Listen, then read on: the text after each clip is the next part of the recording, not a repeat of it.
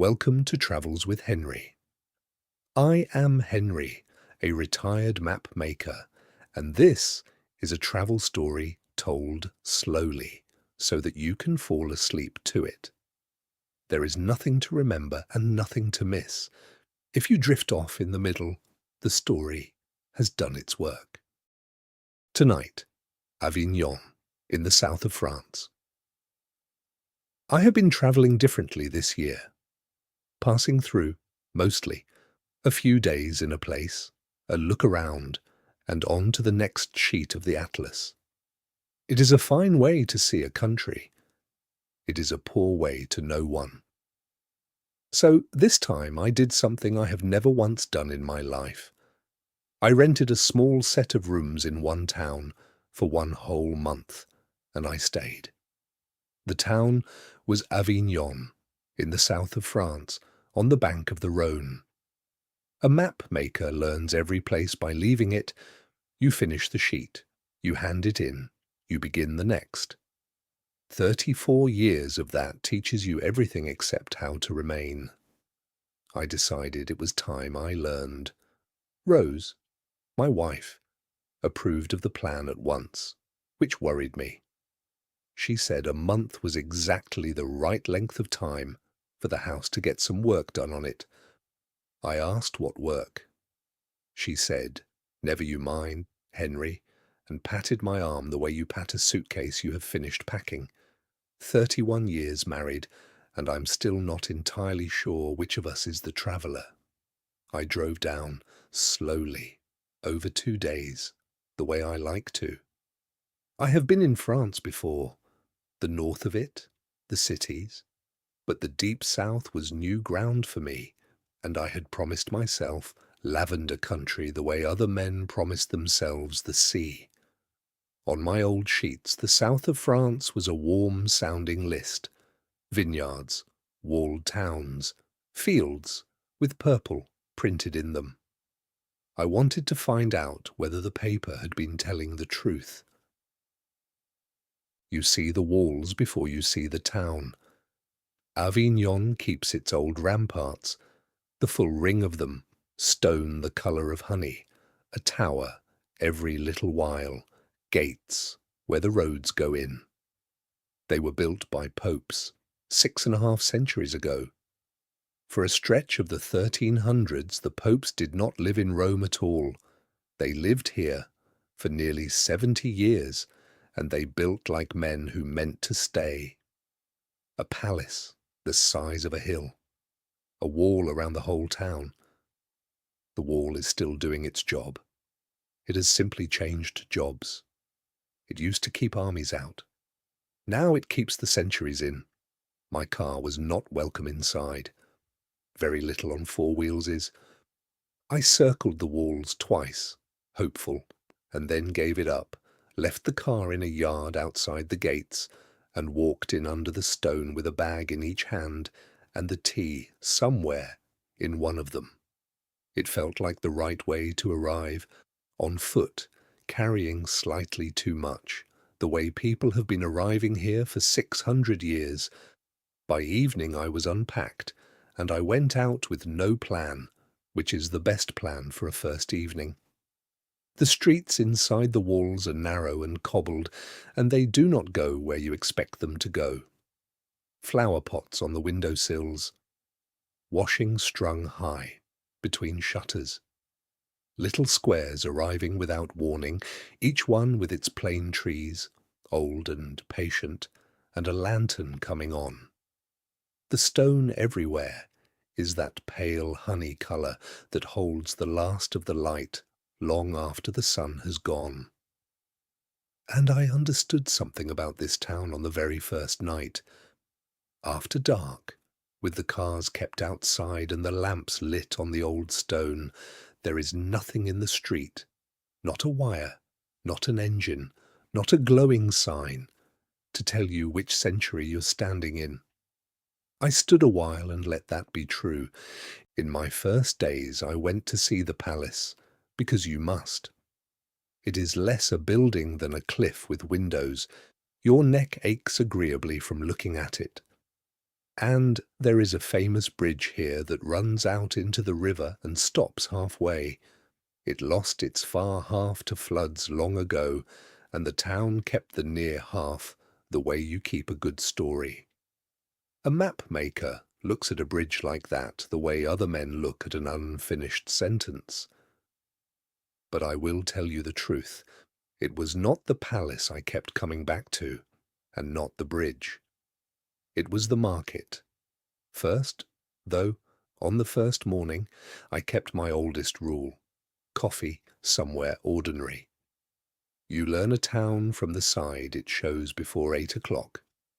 I found a bar 2 streets from my rooms where half the chairs were still upside down on the tables, and the man behind the counter was arguing gently with a delivery of bread.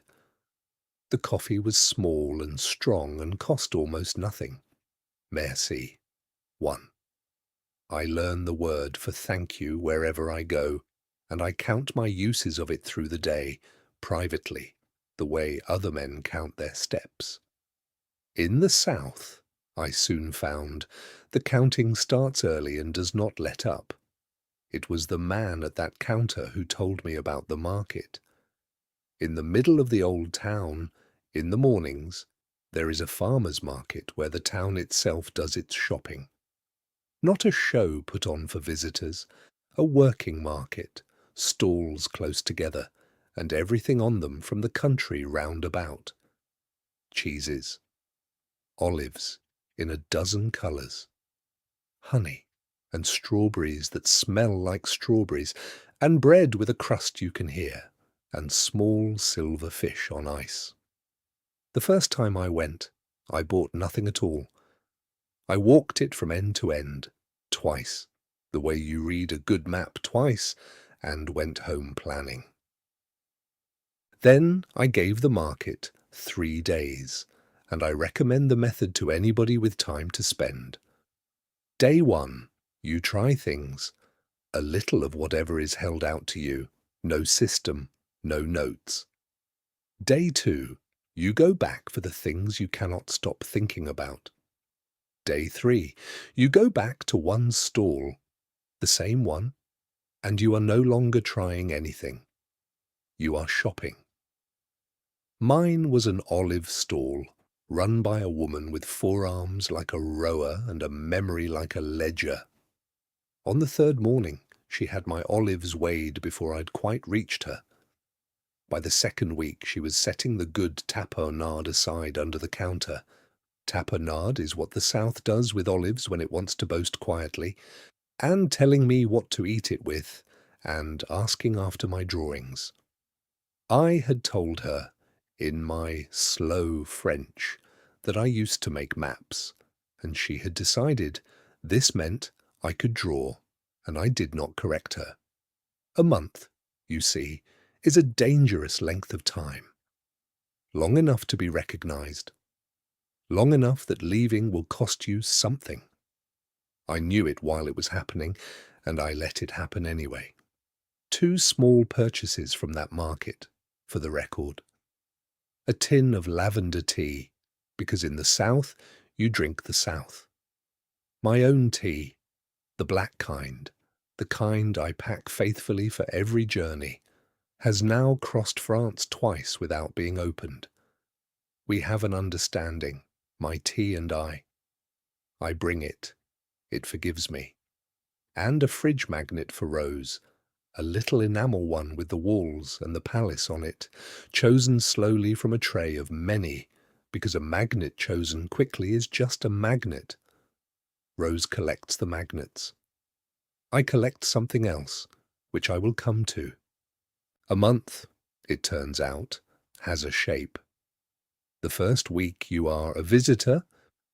The second week you have habits.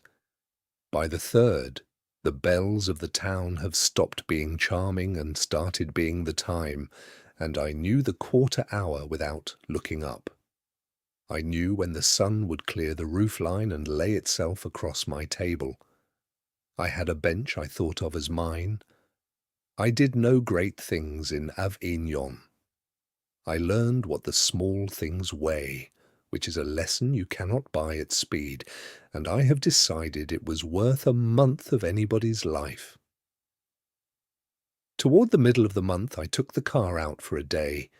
It had been sulking in its yard, and drove east into the hills, on the small roads, with the windows down.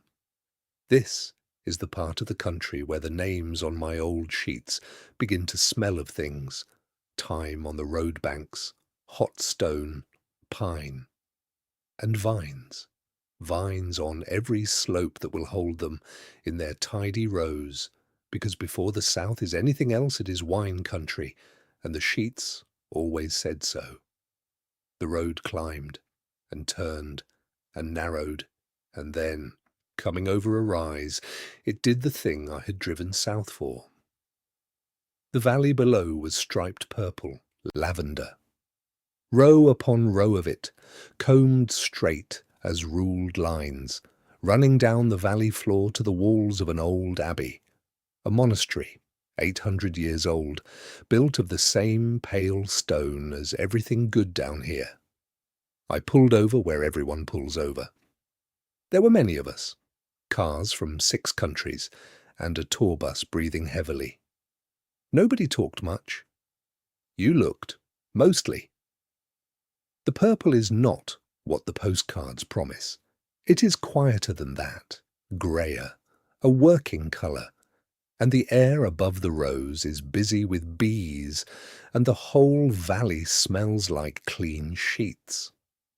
On my sheet, years ago, that abbey was a small cross and square in careful ink, and the valley around it was blank. Paper can hold a great deal. It cannot hold this. So I did what I do in open country, which is nothing at all. Away from the cars I found a low stone wall with the sun on it, and I sat down, and I stayed. The sun was warm on my cheeks, late morning warm, the kind you can sit in for an hour without deciding to. The bees made the sound of the place, one steady note, the size of the whole valley, the way wind or water is the sound of other country. And the colours did what the South does best, that grey purple set against the honey of the abbey walls, and the dark green of the pines set against both, one field's colour arguing quietly with the next. A map reads land as colour laid beside colour. So do I. It is the same trade. I sat with it a long while and was quietly delighted, and wanted nothing moved, and here is the detail I have kept returning to since. The abbey is not a ruin, and it is not a museum. Monks live there now, as monks have for centuries. They pray, they keep bees, they bring in the lavender harvest themselves. The crowds come to the fence now and look and go, and the place simply carries on being what it is. I did not know it yet that afternoon, but the South was about to teach me the same lesson twice. It happened on the road home. A small town called Saint-Remy, grey shutters, plane trees, the sort of place you slow down through and are glad you did. At the edge of it stood a hand-painted sign, with one word on it I could read at speed: Van Gogh. I am a believer in hand-painted signs. Print will promise you anything. Paint took somebody's afternoon. I turned where it pointed. The sign led up a lane of olive trees and the air ticking with cicadas to a cluster of old buildings in a garden. The pale stone again, a small bell tower, dark pines. A museum, I supposed, about the painter. As I walked up, I could hear voices from one of the buildings behind the trees. Raised voices, some of them. Not angry, exactly, and not words I could make out. I thought little of it. Places have their mornings. At the ticket window I made a small joke, the kind you make without looking at it first. Quite lively today, I said, nodding toward the far building. The woman behind the glass did not laugh. She said, gently, and in good English, "This is a hospital, monsieur. It has been a hospital for 400 years. The patients live in that wing. Vincent van Gogh was one of them.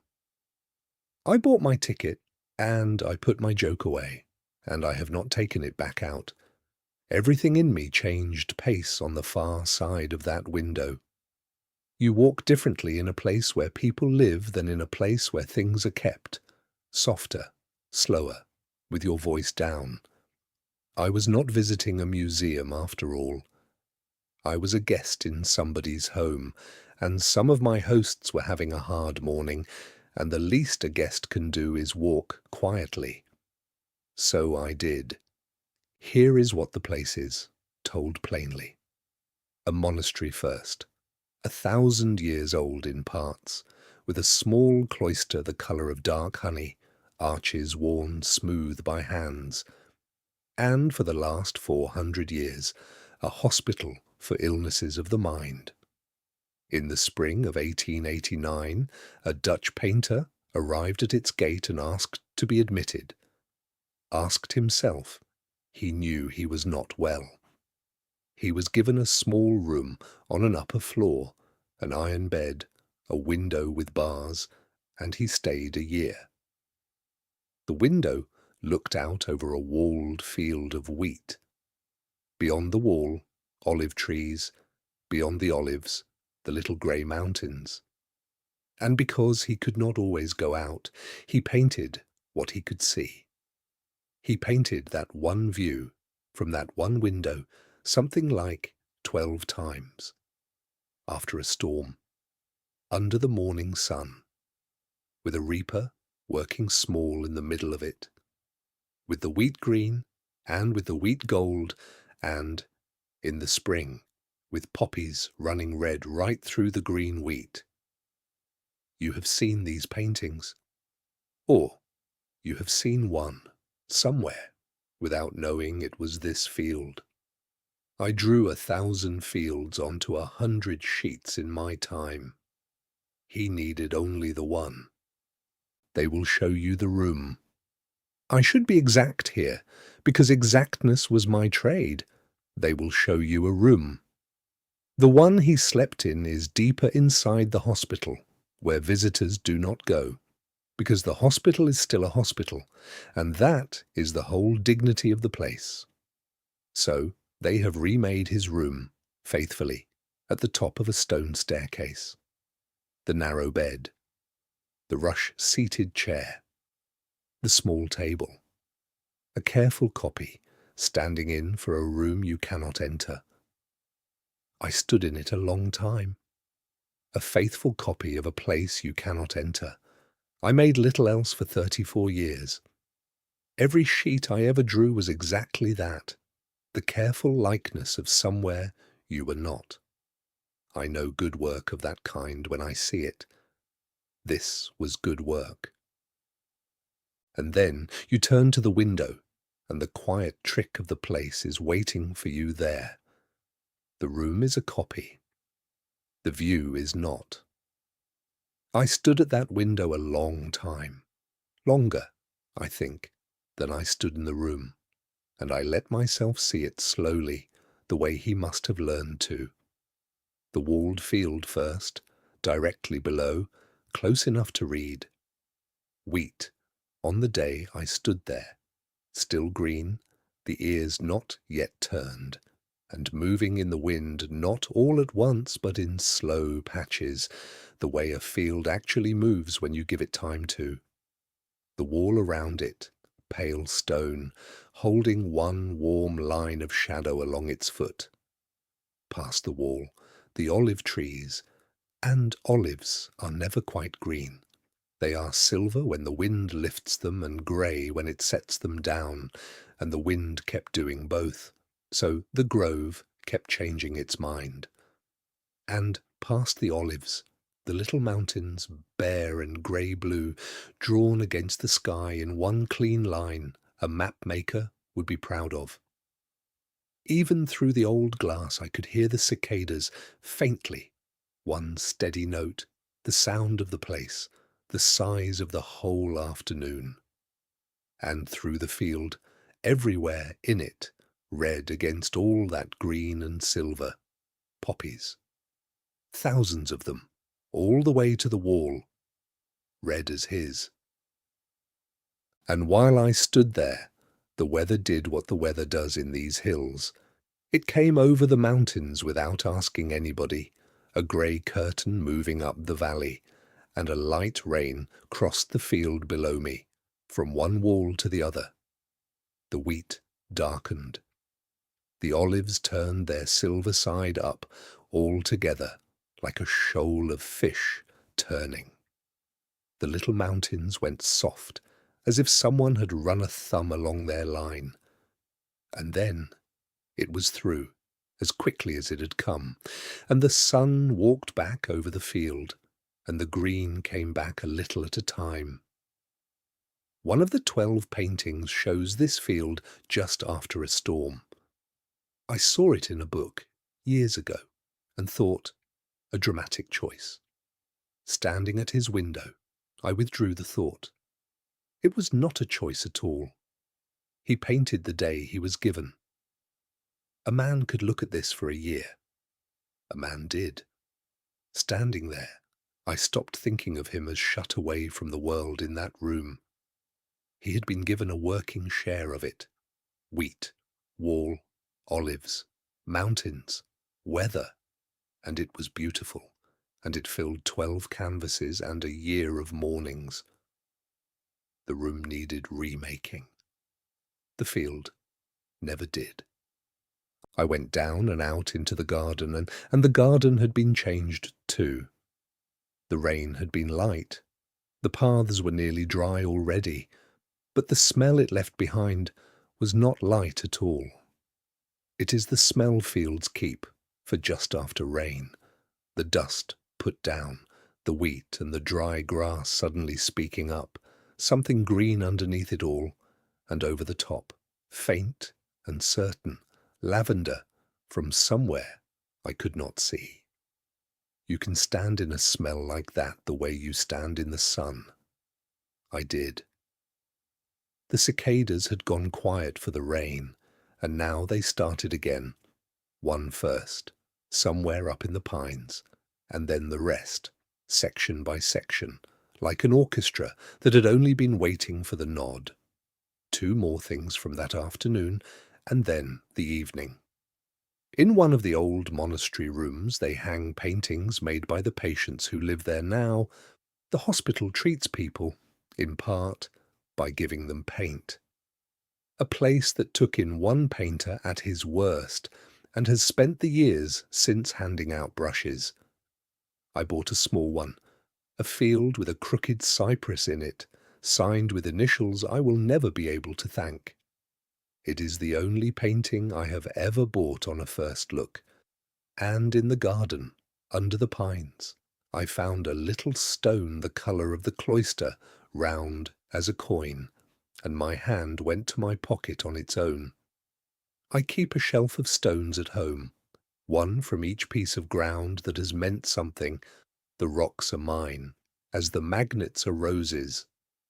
But a stone from a garden where people are getting well is not a souvenir. It belongs to the place doing the mending. I put it back where the ground had it. I find I am still glad I did. There was one more errand before the drive home, and it was not for me. In the town, I found a small art shop. Saint-Remy is the sort of place that would sooner run out of bread than run out of paint, and I bought Rose a tube of oil colour. The red. The one I had been looking at all afternoon, scattered the length and breadth of that field. She paints, my Rose, and she did not own this red yet. I carried it to the car the way you carry an egg. I drove back to Avignon with the windows down, the little painting lying on the seat beside me, Rose's red riding in the glove box, and somewhere on that road the whole day, arranged itself into a thought. I have believed for a long time now that every made world is empty, every map, every model, every careful copy, and that the emptiness is not the failure of the craft, but the invitation of it. I still believe that, but I had always supposed that what a man needed was range, every sheet, every road, the whole atlas, eventually, stand in enough places, and surely you will finally have stood in enough places. Then a man with one window paints it 12 times, and the 12 together hold more world than my 1,000 fields ever held, and the question, quietly, changes shape. It is not how much of the world you can get to. It is how much you can truly see of the world you are given. He had a bed, a chair, a window, and a field. It was enough. I had every sheet in France once, or nearly. I never stood in one of them until I was grey. I have no business feeling short-changed by a life, and neither do you, tonight, if you will permit me saying so. And now it is late, and I am back inside the walls, and the town is doing its evening trick. The cars are outside, and the lamps are on. The stone has gone the colour of a candle flame, and the little squares hold their light under the plane trees like rooms with the ceiling taken off, and there is nothing anywhere, not a wire, not an engine, not a lit sign, to say what century has hold of you.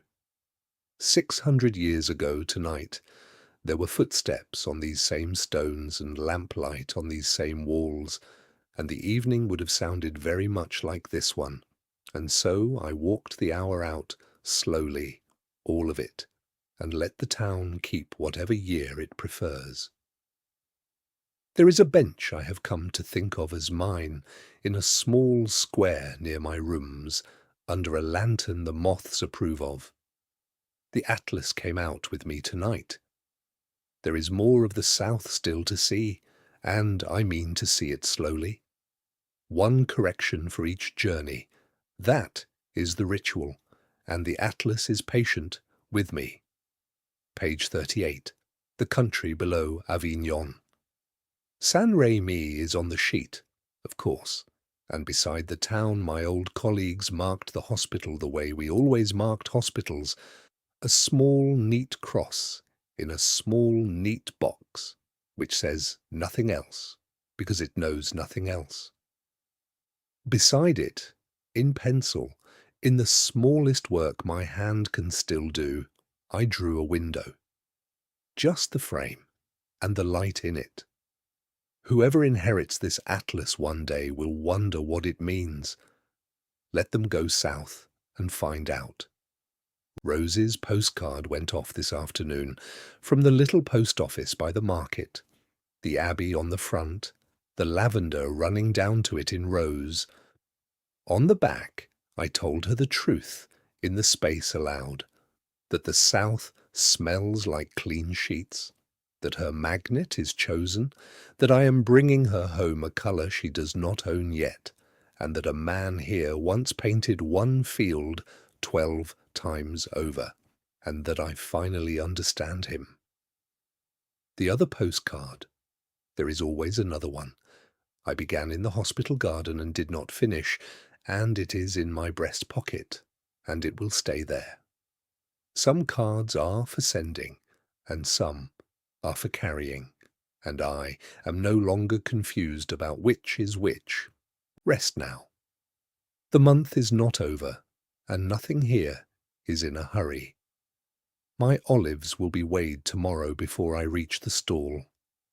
The lavender is standing in its rows in the dark, east of here, and the monks are asleep beside their bees, and the hospital field is holding its poppies, and the garden its little stone, till morning. The walls have kept watch over this town for 600 years. They know the work by now. Let them have it, and let the day go. It is safe with the town. Good night. from inside the walls. Good night from Lavender Country. Good night from Henry. You've been listening with Henry. Thanks for tuning in. Until next time.